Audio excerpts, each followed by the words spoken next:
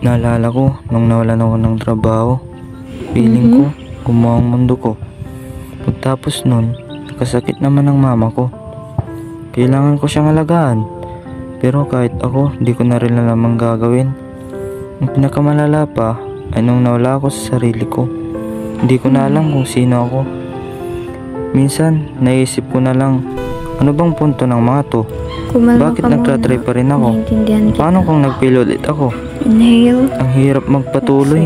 Parang walang katapusan mga problema ko. Hindi na nga natatapos. Mas nadadagdagan pa.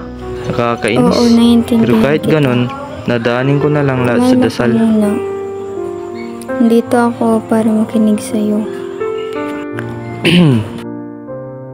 Huwag mo na akong alalahanin. Maraming salamat sa pagkikinig ah.